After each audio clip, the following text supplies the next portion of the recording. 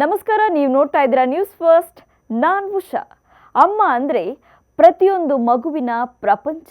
ಸಾಮಾನ್ಯರೇ ಆಗಲಿ, ಇಲ್ಲ ಅದೆಷ್ಟೇ ದೊಡ್ಡ ಸೆಲೆಬ್ರಿಟಿನೇ ಆಗಲಿ, ಊರಿಗೆ ದೊರೆಯಾದರೂ ಅವನು ತನ್ನ ತಾಯಿಗೆ ಯಾವತ್ತಿದ್ರೂ ಮಗನೇ.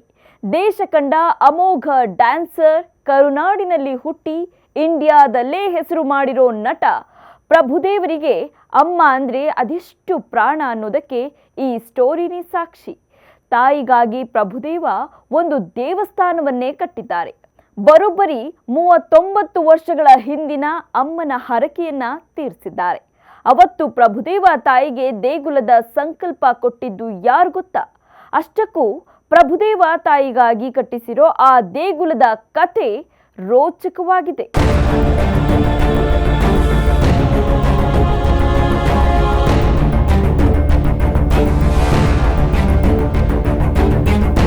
ಪ್ರಭುದೇವ ಇಂಡಿಯನ್ ಮೈಕಲ್ ಜಾಕ್ಸನ್ ಅಂತ ಕರೆಸಿಕೊಳ್ಳೋ ಡ್ಯಾನ್ಸರ್, ಡೈರೆಕ್ಟರ್ ಹಾಗೂ ಆಕ್ಟರ್. ಪ್ರಭುದೇವ ಅಭೂತಪೂರ್ವ ಹೆಸರು ಮಾಡಿದ್ದು ತಮಿಳು, ಹಿಂದಿ ಚಿತ್ರರಂಗದಲ್ಲಾದರೂ ನಟನ ಮೂಲ ಕರ್ನಾಟಕ.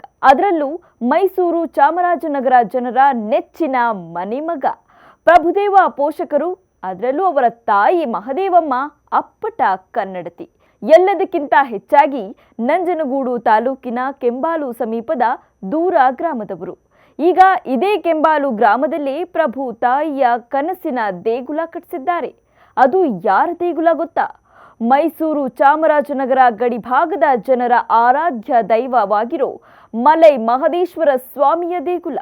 ದೇಗುಲ ಕಟ್ಟಿಸಿರೋದು ಮಾತ್ರವಲ್ಲ, ತಾವೇ ಖುದ್ದಾಗಿ ಬಂದು ದೇಗುಲದ ಪೂಜಾ ಪುನಸ್ಕಾರಗಳಲ್ಲಿ ಭಾಗಿಯಾಗಿದ್ದಾರೆ. ಅಮ್ಮನ ಆಸೆ ಈಡೇರಿಸಿರೋ ನಟ ಪ್ರಭುದೇವ ಮೈಸೂರಿನ ಕೆಂಬಾಲು ಗ್ರಾಮಕ್ಕೆ ಪತ್ನಿ, ಪುತ್ರನ ಸಮೇತ ಬಂದಿದ್ರು. ದಂಪತಿ ಖುದ್ದಾಗಿ 2 ದಿನಗಳು ನಡೆದ ವಿಶೇಷ ಪೂಜೆಗಳಲ್ಲಿ ಭಾಗಿಯಾಗಿದ್ರು.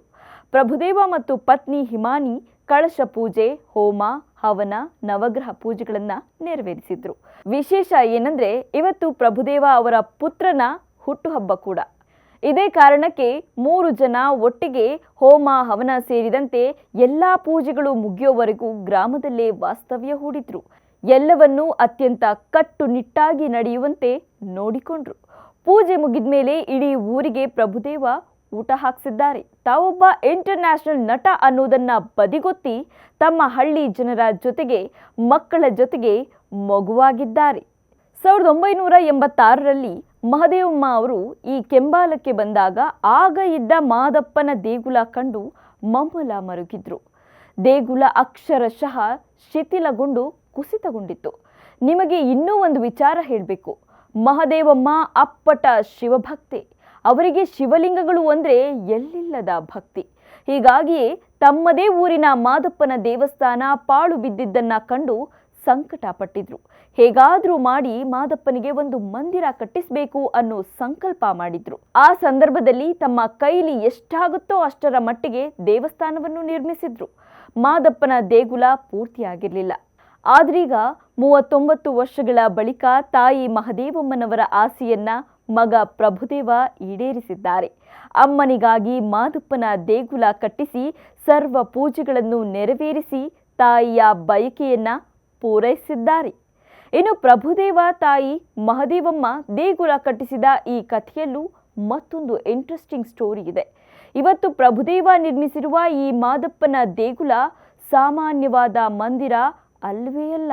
ಈ ದೇವಸ್ಥಾನ 100 ವರ್ಷಗಳ ಹಳೆಯದ್ದು, ಚೋಳರ ಕಾಲದ್ದು. 1986ರಲ್ಲಿ ಮಹದೇವಮ್ಮ ಈ ದೇಗುಲವಿದ್ದ ಜಾಗಕ್ಕೆ ಬಂದಾಗ ಅವರ ಕಣ್ಣಿಗೆ ಒಂದು ಸರ್ಪ ಬಿದ್ದಿದೆ.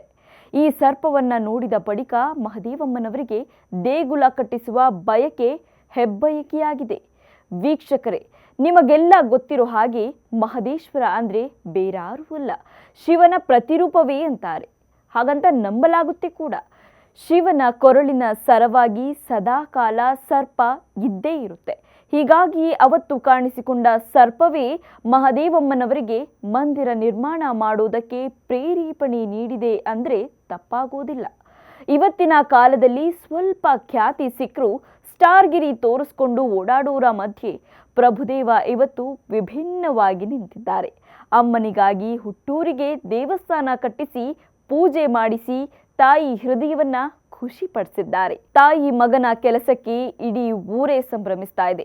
ಸದಾಕಾಲ ಅಮ್ಮ ಮಗನ ಬಾಂಧವ್ಯ ಹೀಗೇ ಇರಲಿ ಅಂತ ಎಲ್ಲರೂ ತುಂಬು ಹೃದಯದಿಂದ ಹಾರೈಸೋಣ ಅಲ್ವಾ? ಕ್ಷಣ ಕ್ಷಣದ ಮಾಹಿತಿಗಾಗಿ ನೋಡ್ತಾ ಇರಿ ನ್ಯೂಸ್ ಫಸ್ಟ್, ನಿರ್ಭೀತಿಯಿಂದ ನಿಮ್ಮ ಪರವಾಗಿ.